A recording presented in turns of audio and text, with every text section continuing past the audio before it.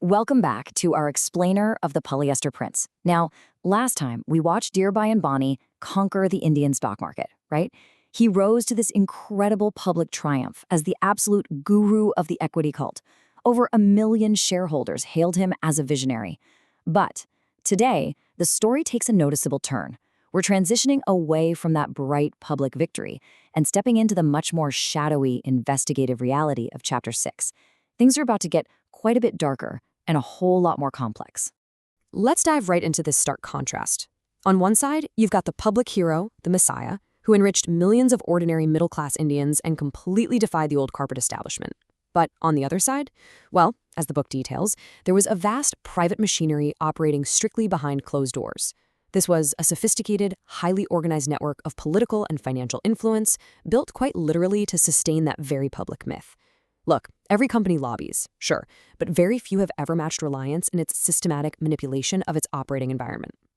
So how did this empire really operate? We're going to peel back the layers today. We'll look at the share price treadmill, map out the shadow network, and see how they influence the referees. Then we'll uncover the offshore enigma, and finally examine the cracks starting to form in the armor. First up, the share price treadmill and how it fueled the Reliance machine. To understand the darker side of this story, we've got to grasp the fundamental math driving the empire. Why was keeping an incredibly high share price not just, a point of vanity, but a matter of absolute corporate survival? Business chronicler Geeta Piramal actually captures this dilemma perfectly. She notes that to keep seducing the public into investing, Dhirubhai had to offer constant appreciation. It was a treadmill he couldn't step off. He needed constant forward momentum to generate massive cash flow. If that share price ever stalled, well, the illusion would break and the funds would dry up entirely. Let's look at the actual mechanics of this treadmill. Step 1, you issue shares and debentures to the public at high premiums. Step 2, you take those funds, and yes, some of that money definitely went into building those massive polyester factories, but a huge chunk of it was absolutely essential to cover political payments, secretly top up executive salaries, and, crucially, in Step 3, fund the very market interventions that kept the share price rising. It was this giant self-feeding loop. Reliance essentially operated on a massive cash flow basis, and that momentum could never, ever stop. Moving to part 2, the shadow network. How exactly did they manage all that cash flow? I mean, you can't exactly write a check for market intervention or political lobbying on your official corporate balance sheet, right? So the book describes a very tight inner circle running the show. We're talking about trusted family members, like his nephew, Rasikbhai Meswani, handling the sensitive accounts. You had Vinod Ambani, the company secretary, and compliant auditors like D.N. Chaturvedi, who spent most of his time right inside the Reliance head office. But most importantly, there was Reliance Consultancy Services. This was an ostensibly independent share registry that actually operated as the empire's internal plumbing, handling paperwork for over 1 million shareholders. This inner circle also used friendly brokers to read market sentiment, and they frequently shifted Reliance's accounting years to legally maneuver their financial reporting. It was incredibly clever. To move this money between the banks, the stock markets, and the parent company, this inner circle allegedly utilized a vast network of shelf companies. Now, if you're unfamiliar, a shelf company is essentially a paper entity. It has a registered address and a board of directors, sure, but it doesn't actually produce anything. It just exists to hold assets, obscure true ownership, or route funds quietly.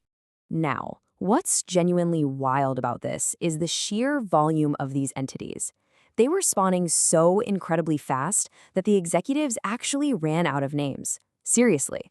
When an executive asked Dhirubhai for guidance, he reportedly told them to grab a copy of the Vishnu Sahasranam, the ancient Sanskrit scripture containing the 1,000 names of Lord Vishnu, and just start using those.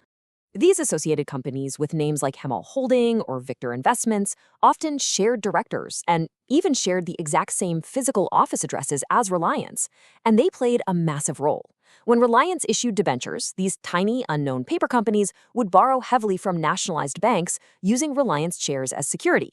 This effectively recycled the public's money right back into the management's hands so they could pump the market even further. Which brings us to part 3, influencing the referees and building the protection ring. Because financial engineering alone couldn't protect that treadmill forever. If you're moving that much money and constantly intervening in the stock market, eventually regulators are going to take notice. Reliance needed powerful friends in the right places. Dhirubhai systematically cultivated a vast network across New Delhi and Bombay. And he didn't just befriend ministers, he really focused on the junior staff, the bureaucrats in finance, commerce, and customs.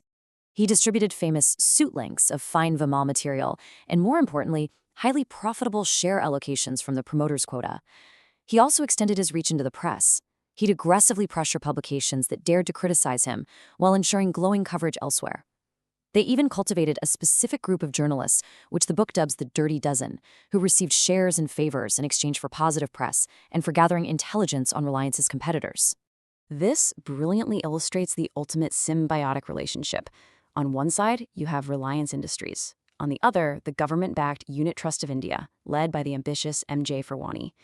The UTI bought Reliance shares heavily, which artificially boosted Reliance's share price. Because the share price went up, the UTI's investment portfolio looked incredibly successful to its own investors. It was a closed-loop system where both sides reinforced each other's success. Basically, it was a taxpayer-backed safety net for a private company's stock. All right, part 4, the offshore enigma. This is the 1982 mystery, and it brings us to one of the most suspicious, highly debated, and dramatic layers of our entire investigation. This is where the story reads straight like a financial thriller. Just look at this timeline. In early 1982, a cartel of bear operators from Calcutta viciously attacked Reliance's stock, trying to crash the price. But miraculously, just as this happened, government rules were perfectly altered to allow non-resident Indian, or NRI, investors to swoop in and buy massive amounts of Indian shares. In August, the Reserve Bank of India lifted the investment ceiling. Literally days later, a group of mysterious offshore companies applied to invest millions of dollars specifically into Reliance, saving the share price and absolutely crushing the bear cartel.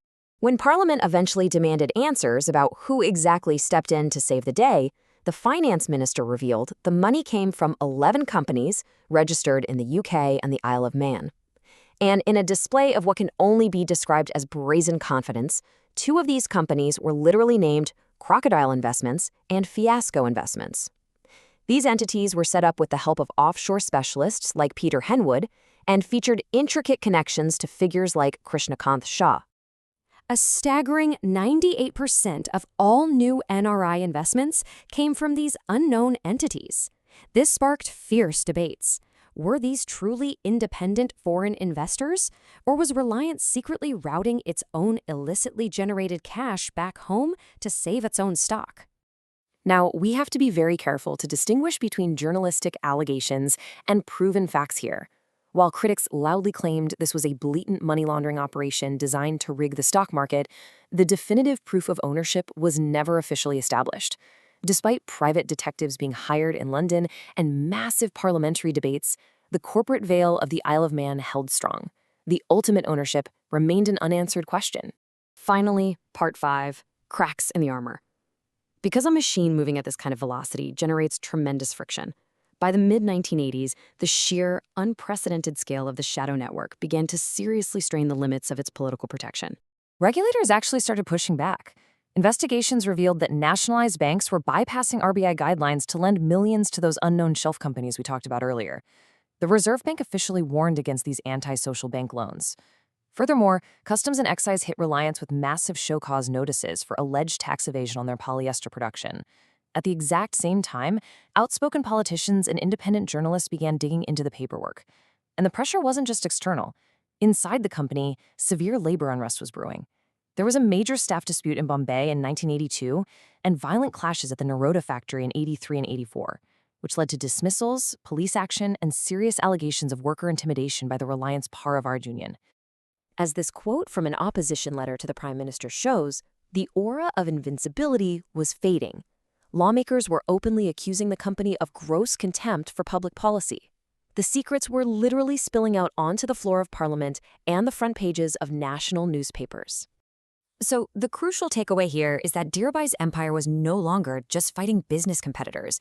It was now fighting a multi-front war against independent regulators, angry politicians, internal labor unrest, and relentless journalists, all just to keep its shadow network hidden and its vital share price artificially inflated. The political protection it had relied on for so long was becoming incredibly fragile. With the shadow network exposed and the government circling, how on earth would Dhirubhai Ambani defend his empire against its most dangerous corporate rivals? This precarious, highly volatile standoff perfectly sets the stage for our next explainer, because just as the government starts circling, a new, far more personal threat emerges. Next time, these simmering tensions will finally explode into one of the most vicious corporate conflicts in Indian history, the legendary Great Polyester War. So who will survive it? We'll find out next time.